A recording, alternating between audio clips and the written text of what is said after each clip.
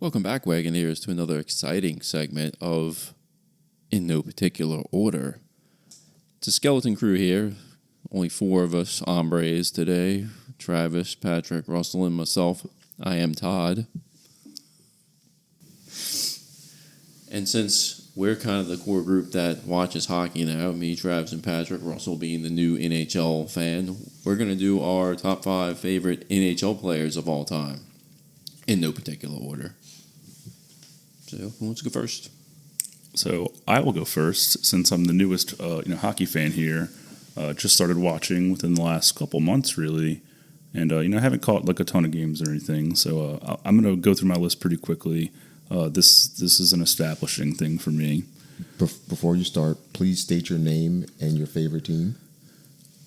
Russell Spansel and the Colorado Avalanche, which was my pick from the previous episode a couple months back. Question. Did you do a similar thing like you did with your favorite baseball players and just go to Bleacher or Ranker.com and pick the top 5 that they have listed? Something tells me that's yes. Since I'm somewhat more familiar with at least my team, yes, but I also have some knowledge. Very little, but some. I'm willing to give you a pass anyway because, again, you're only 3-4 months-ish at most into being a hockey fan. Very new. Yeah, so we do want our listeners to understand that when Russell lists these picks, he has only been watching hockey for a few months. So yeah, please very new. And he's already more a fan than 2 other people who claimed to be fans at some point, or at least one that claimed to be a fan, picked a team, and then never followed up with that team. So I'm gonna do my list, and I'm gonna say it's in no particular order, just because I'm just now familiar with most of these guys, and then there's one standout that everybody should know. So starting off, Nathan MacKinnon.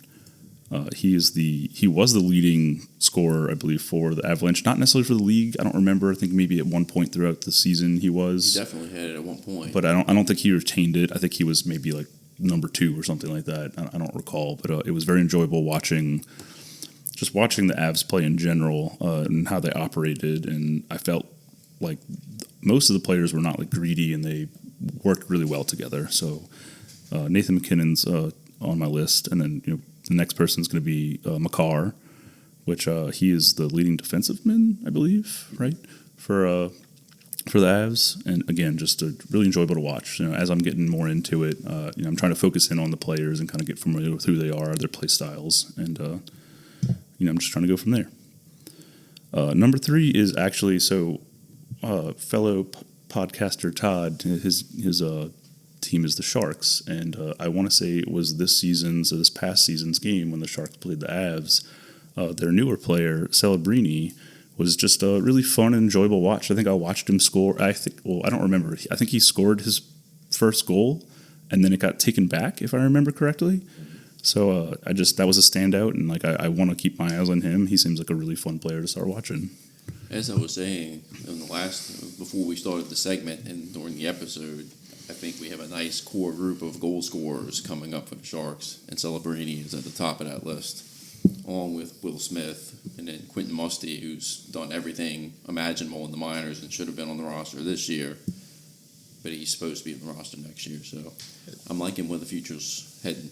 Celebrini also has just one of the coolest names. Yep. Amazing name. To then turn into a nickname to be and like that. So that's another good thing going for him. Wheel Snipe Selly. I'm actually definitely leaning towards having the Sharks as like another team that I'm interested in, watching just as like a backup. Now what I did get for Todd for Father's Day was a shirt with Will Smith and Macklin Celebrini on it, and they're portraying the poster of Step Brothers. So actually, we wore it on Monday. It's pretty awesome. Sorry, it's pretty good. On the podcast. Very good. The next person I have is somebody that is no longer on the Avs. He got traded to the Stars, and that's Mikko. Is it Rantanen? Rantanen. I did back when we did our episode where I was picking the team. I did some research, and he was somebody I was trying to keep an eye on. And he got traded back in March, I believe. So I haven't followed him too much, but maybe I'll try and stick with it and follow him on the Stars, even though the Stars beat the Avs in the playoffs, and I'm not really liking the Stars right now. So, and then my last is one of the most recognizable names in hockey, which would be Wayne Gretzky, and it's almost solely on here because of Nintendo 64. I played a lot of NHL hockey on the 64, and he was somewhat. I mean, I knew who he was, so I would always pick the Rangers and play as Wayne Gretzky. But yeah, that's my top 5. So Gretzky's your number 1? It wasn't necessarily in a particular order. No, honestly, I'd probably have McKinnon as my number 1. And the follow up on that, McKinnon finished second in goals this year. It was Nikita Kucherov was the leader. Well, look, I'll go ahead and go next if y'all are okay with that. Look, I tried to keep this to 8. I tried to keep it to 3 honorable mentions, but I decided I just couldn't leave this guy off. So I do have 4 honorable mentions, so it's a top 9. So my first one, and this is going to be one that Patrick made a comment while we were working on these lists about this. This brings us back to like Face Off '96, and we, again, I think that's where a lot of our hockey fandom started. And my first honorable mention will go back to that, and he's also stars in the movie Dumb and Dumber as Seabass. And I'm going to go ahead and go with Cam Neely as my first honorable mention, Boston Bruins legend, Seabass and Dumb and Dumber. Really, really fun player to watch back in the day. Played with a lot of grit, but also a good goal scorer when needed. Second honorable mention, I'm going to go with one of the Bure brothers, but not the one that anybody would think. So the better Bure brother was Pavel Bure, and he played a long time with the Florida Panthers. And Valerie Bure also played with the Florida Panthers, but he's not as much of a household name as Pavel. He is married to Candace Cameron Bure from Full House, so that might be his biggest claim to fame. But I actually... Well, he is the more handsome one, right? Valerie is the more handsome Bure brother. But I actually enjoyed watching Valerie play a little bit more, and he had a short stint with the Los Angeles Kings. So Val is going to come in as my second honorable mention. Third honorable mention will be my favorite non-Kings player that is currently in the league right now. He plays for the Edmonton Oilers. No, it's not Connor McDavid. No, it's not Leon Draisaitl. It is Ryan Nugent-Hopkins. He's probably known as maybe the third or fourth best player on the Edmonton Oilers. Always liked the guy since he was drafted number 1 overall. I used to have his jersey T-shirt. Still love him. I like the fact that he took a pay cut to continue playing his career with Edmonton. I always enjoy when players decide to stick it out and try to play their whole career with one team. He seems to be like he's going to be one of those guys. So third honorable mention would be Ryan Nugent-Hopkins of the Edmonton Oilers. He's the actually only one of 2 current players on this list. And my last honorable mention, defensive legend, mostly known for his time with the Tampa Bay Lightning, but he also played with the New York Islanders, Calgary Flames, but Roman Hamrlik is going to be my last honorable mention. Stud defenseman from back in the 90s, early 2000s. Now he got a cool ass name. I mean, we're talking about Celebrini having a cool ass name. That's the whole name together is a top 10, 15 hockey name of all time. Sorry. And if you remember back when in face-off, if you were a good goal scorer, they had the target next to you because you were a sniper. But if you could hit, they had the hammer next to you, and Hamrlik actually had the hammer next to him. So, fun fact here, and all know me as a Los Angeles Kings fan, but back in the face-off '96 days, my secondary team was the Tampa Bay Lightning, and there's going to be another Tampa Bay Lightning player on this list. But Hamrlik was that number 2 player on the Lightning that I really enjoyed and followed his whole career. I actually have his jersey for the New York Islanders, and it's that Gorton's Fisherman alternate jersey, which I love. Those are hands down the best New York Islanders jerseys. So jumping into the top 5, also a Boston Bruins player. I mentioned Cam Neely earlier as my first honorable mention, but this guy was kind of an underappreciated defenseman, not really a scorer. Also a hitter, also a guy that would be just kind of like a stay-at-home defenseman who would provide a lot of hits for the team. He played for Todd San Jose Sharks for a while, but number 5 is going to go with Kyle McLaren, defenseman of the Boston Bruins and San Jose Sharks. Number 4, very household name, one of the greats. Started his career out with the Winnipeg Jets, played his longest with the Anaheim Mighty Ducks. Played for Todd San Jose Sharks for a while, then actually finished his career again with the Anaheim Mighty Ducks. He was sent to the San Jose Sharks for my number 1 all-time favorite player. And that's going to be Teemu Selanne. So he comes in at my number 4. Have his jersey as well. It's the alternate jersey with the Wild Wing logo for the Mighty Ducks. Also, probably the coolest hockey jersey ever, if I had to say. Number 3, we talked about Roman Hamrlik for the Tampa Bay Lightning. Well, my favorite player for the Tampa Bay Lightning and number 3 all-time player, longtime captain of the Tampa Bay Lightning, Vincent Lecavalier. One of the reasons why I don't like the Lightning anymore and I actually despise them is when they started to clean house of all their veteran players like Vincent Lecavalier, like Martin St. Louis, and then ended up, I guess it ended up panning out for them because they ended up winning a bunch of cups with Steven Stamkos and whatnot. But Vincent Lecavalier, number 3 on my list, he actually finished his career with the Los Angeles Kings. So seeing my favorite non-King go to the Los Angeles Kings was also a very pleasant surprise for me. So Vincent comes in at my number 3. Number 2 and number 1 are both going to be Los Angeles Kings players. One being a current player, and dude's going to be an instant Hall of Famer when he retires. He's their current captain, been on the team for 20 years or so.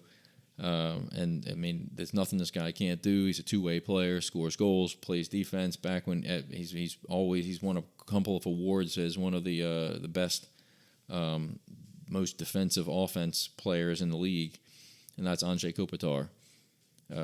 One of the most selfless players in the league, still does. He gets a lot of criticism now for being, a lot of hardcore Kings fans want to see him gone just because he's old. But the appreciation that I have for the guy is insane. You can't win 2 cups without Anze Kopitar. So isn't he still producing a lot of goals? Why would they want him gone?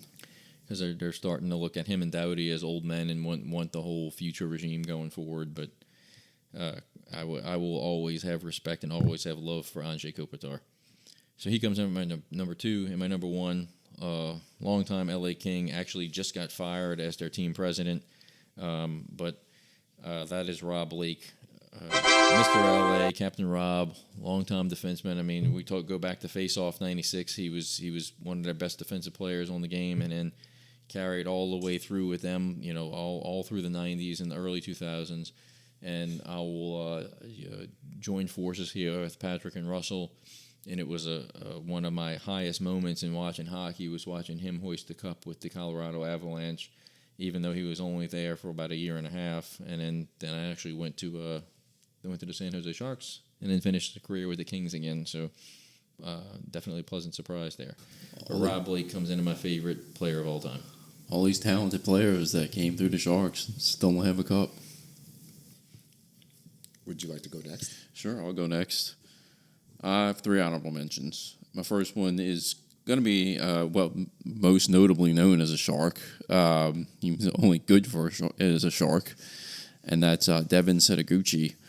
He was a Japanese Canadian player who the Sharks had during the series of playoff runs that they had, and he was a really big part of it. And then they traded him to the Minnesota Wild, and his career kind of fizzled out from there. Apparently, he's a recovering coke addict, but he was really good for San Jose, especially in those playoff runs. But once he was traded to Minnesota, his career just kind of fizzled out. But he always holds a place in my heart, and I got a little drawing of him on the wall behind me. He had 2 cool nicknames too. He had Seto and then, of course, the Gooch.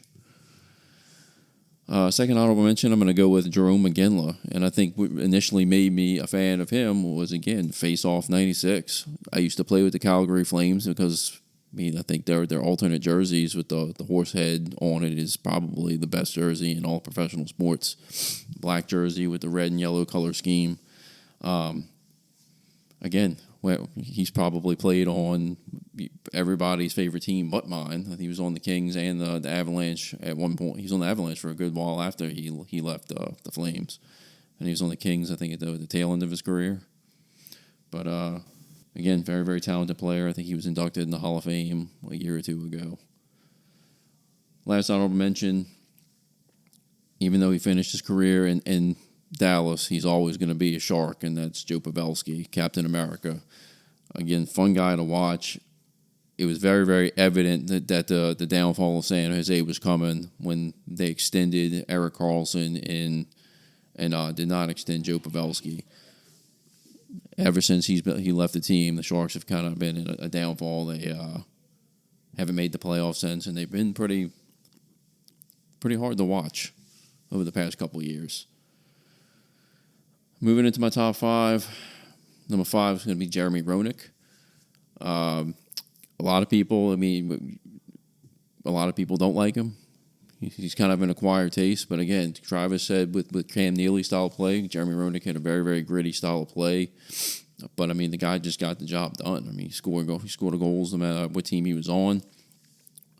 I originally became a fan of his also through NHL. At that time, NHL Face-Off. He was on the Blackhawks when I first had that game. But I really grew to like him when he was on the Coyotes when they first entered the league and had the really cool cartoony logo. I actually have his bobblehead up on the shelf where he's got the old school Coyotes logo. He's number 5. Number 4 is another really gritty player who's kind of known as a pest, I have his jersey, and he played most of his career with the Toronto Maple Leafs. He also played for y'all's Avalanche. That's Darcy Tucker. That's a name I have not thought about in a long, long time. Again, it shouldn't surprise you that I like a lot of these guys that are kind of rough and like to fight and are dicks. This checks out for you. But Darcy Tucker was kind of at the top of that list because the next 3 guys are kind of not known to be that way. But I enjoyed watching him play. He did kind of have that reputation as a dirty player. I remember there was a hit that he put on, was it Sami Kapanen for the Flyers, where the guy was like, basically, he hit him up against the boards and he was basically knocked out, like trying to still skate, but he was kind of like out on his feet. That one kind of sticks in my memory. Number 3 is going to be Mr. Shark himself, Patrick Marleau. I mean, I think the biggest thing that sucks as a Sharks fan is not seeing that man hold a Stanley Cup. He started his career with the Sharks. He went to the Maple Leafs for a little bit, then came back, retired as a Shark. Basically, bled teal pretty much his whole career, and it just he has the most games played record, right? Yeah, I think so. But it kind of sucked not seeing him win a Stanley Cup. Number 2, he won a Stanley Cup as a player. I would like to see him win a Stanley Cup as a coach, but it seems like the playoffs is kind of have his number when he's coaching, and that's Rod Brind'Amour. It was a very... Go ahead. No, go ahead. It's your show. Go ahead. You have something to say about Rod Brind'Amour? Fuck Rod Brind'Amour. First of all, what's Florida's coach?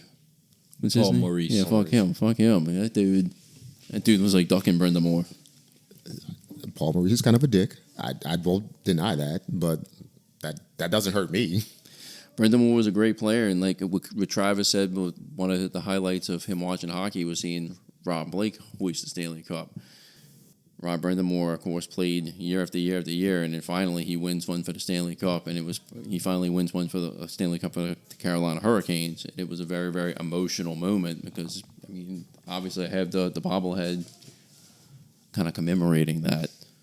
Patrick is eyeing it. Just want to snap the head off that thing. What's the beef with him? I just don't like him. I'll explain some things when I get to my list. I mean, he wasn't a douchey player. I mean, I didn't say he was. Anyways, I thought that moment right there was a very, very emotional moment. I was glad to see him win one, and I would like to see him win one as a coach, but he just doesn't see it. The playoffs just seem to get the best of him, man. And my number 1 overall, again, I mentioned when Travis was talking about Teemu Selanne, he was basically they almost traded for each other. He was sent to Anaheim. Teemu was sent to San Jose. But he was a fun guy to watch. He was a fast skater. His career he's going to be known as a legend in San Jose. He did win a Stanley Cup for the New Jersey Devils back in 2003 and was a really big part of that. And that's Jeff Friesen. I have the poster behind me. After that Stanley Cup win in New Jersey, though, his career kind of fizzled out. He bounced around from I think he went back to the Ducks and back to the Capitals, and then tried to come back on the Flames, but just kind of fizzled out from there. But Jeff Friesen, number 1. Thank you. I'll close out with two honorable mentions.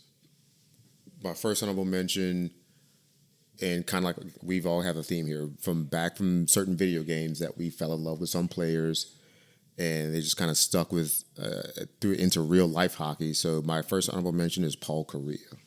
Okay. Was a big fan of him with Anaheim during what NHL was that? Was it 90? Was he 96? 96 wasn't that the first year it came out? Or was that 94? NHL 94, I think, was the first, but like I think NHL 96 is when I kind of really remember him or something like that. But fun player, good goal scorer.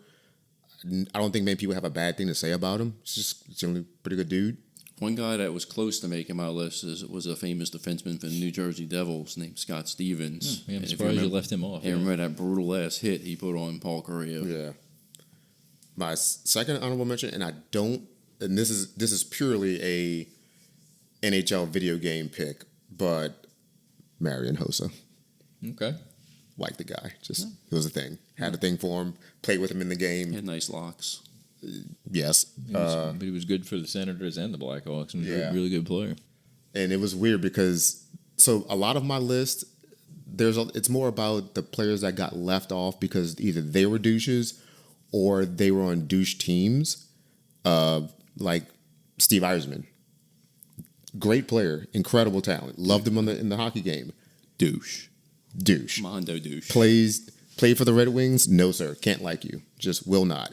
I never really liked Chelios, but I would never even respect him in terms of how great he was as a player because he played for both the Red Wings and the Blackhawks, and I fucking hate both those teams, so I will never, ever like him or give him any kind of credit because he played for those two teams.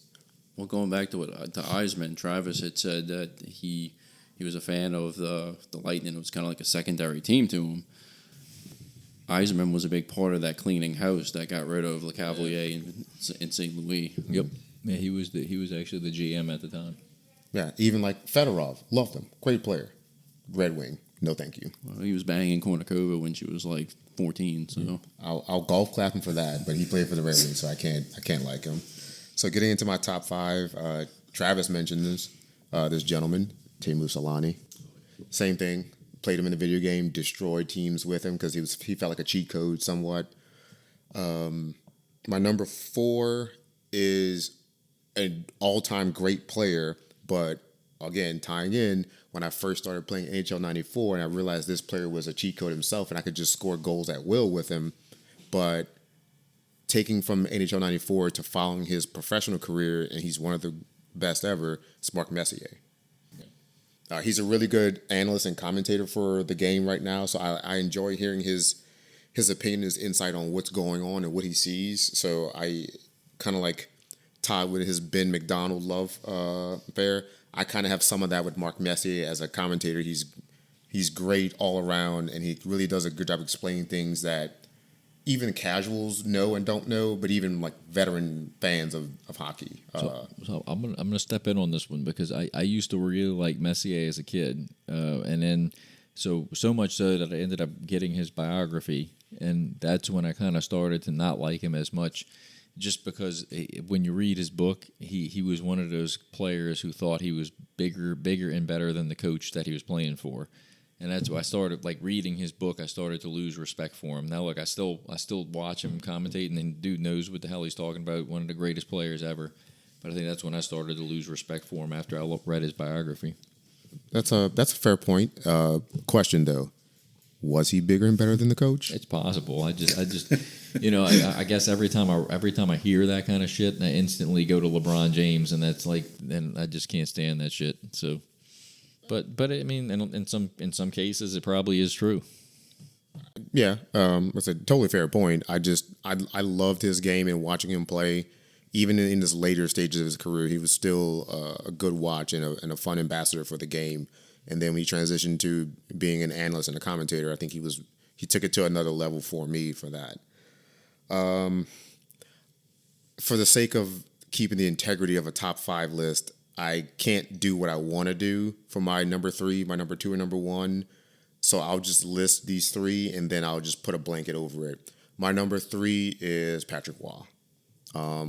My full disclosure, my 1, 2, and 3 are all Colorado Avalanche players, so that's come as no surprise. But Patrick Waugh, all-time great goalkeeper, goaltender, sorry, and just he did it at a high level for a really long time. He was the anchor of a really good, talented, star-studded Colorado team for a number of years. So Patrick Waugh will always be one of my favorites. My number 2 is the captain, Joe Sakic. Yep. Incredible center, great team player. He had a ton of assists, which he was probably more known for that than his really goal-scoring prowess. He set up a lot of really good goals for probably my number 1 player, which is a shocker. McKinnon's not on my top 5 list. Ooh. So I'm a bit of a nostalgia guy, and obviously if I did my I've got it narrowed down to one of 2 players. you'll figure out who it is. But yeah, if we were doing top 5 Avalanche players of all time, yeah, McKinnon will probably slot into my 5. But the nostalgia, especially just the way this guy played, he can't surpass Sakic, and he can't pass up Waugh. He's probably better than Adam Foote. So Ooh, okay. So probably. yeah, I'll let you say it. My number 1 is number 21. It's Peter Forsberg. I loved him as a goal scorer. Didn't play a ton of defense, but he was not bad defensively. But everyone kind of gravitated to Sakic because he was the captain and the center of the team. But Peter Forsberg, with a great beard, was just my favorite player to watch. NHL 95, 96, when Colorado came out with that, they crushed it. And I just kind of gravitated to him more than Sakic, and his play was incredible. So once you got past Waugh and Sakic, I narrowed it down to Forsberg and Foote. And then when you said it wasn't Foote, I was like, all right, well, it's got to be What about Milan Forsberg. Hayduk? I was kind of thinking you might have went that direction. Yeah, I thought so. Truthfully, my number 1 is the entire 95-96 Colorado Avalanche roster. I was doing some research on some of the other players, but yeah, like you had Foote back in the day. That's why I became a fan of that team, was from that 95-96 inaugural season, and playing them in the game just solidified it for me. So I'd be remiss if I didn't. I don't want to leave one out, but yeah, the entire 95-96 team, but Forsberg, Sakic, Waugh specifically will go 1, 2, 3 for me. Or even like a Ray Bourque, even though his time with the Avalanche was so small, he was a big contributor on one of their cups as well. Absolutely, and I will forever like him for that. Yeah, I didn't love him at Boston. I didn't love him at Boston, but I respect him as a player. But when he went to Colorado and finally got a cup, that was really cool. Milan Hayduk would be another top player. Chris Drury, something like that. Yeah, I like Drury. I didn't love him. Kind of a shitbag every now and then. People didn't like him, and I totally understood why. But good player, so we'll never hate him. But wasn't the biggest fan of him, supporter of him. So we're just giving Russell some jersey ideas over here. Yeah, throwing out some names. So yeah, we'll have to come back at some point and do our top 5 from favorite team, because we've done that with baseball and football. So might as well continue the trend of that. So let's before we close out this, Patrick mentions that Forsberg's his favorite guy. He's not necessarily a jersey guy. Would he consider a Peter Forsberg jersey? Can I do a jersey T-shirt? Sure. Okay. I have an item in my eBay cart which I randomly popped up. I wasn't searching for it. I was searching for the most recent 2022 Avalanche championship banner to hang up where that has all 3 cups on it. But then randomly it popped up the team photo from the 95-96 team popped up, and then I think one from the 2000 year popped up. So I've kind of got them eyed up in the cart. Maybe also have like a banner as well, kind of in the carts. I'm thinking about it. So more about decorating my office than decorating my body with gear. Because I'm not really a team, not even jersey, a team apparel person. I don't wear a lot of gear from my favorite teams or players though. car racing included. So I think Todd should gift Russell a Macklin Celebrini jersey shirt or something, since he threw him into the top 5. I'd sport that. pretty sure we can get him something from T Public for a good price. We could look on DH Gate as long as we're not getting hit with tariffs. Oh, you're gonna get hit with a tariff. Or get it before the year's over with. Don't give me a reason to go buy some teal J1s. Like, I'm surprised you don't own a pair already. Todd's Yeah. got some teal on them. Yeah, my Jordans are black and teal. How soon before Russell gets a pair of like maroon, blue, and white Jordans? my Christmas J's are going to be converted to Avs J's. I just need to get some blue shoelaces. I like this. Yeah, sounds good. So I like everyone's list. We had some diversity. We didn't go super all homer, which was we wouldn't have, but I kind of did. Maybe we should close this out, giving Russell some credit here. Like he did not go straight from Google like he did. They actually had 2 non-FLNH players in there. You know what? You're right. We should. Let's celebrate him. Very nice, Russell. Very nice. Thank you for being a fan and a good fan and continuing your education. I do what I can. And on that note, Right. Wagons out. Wagons out.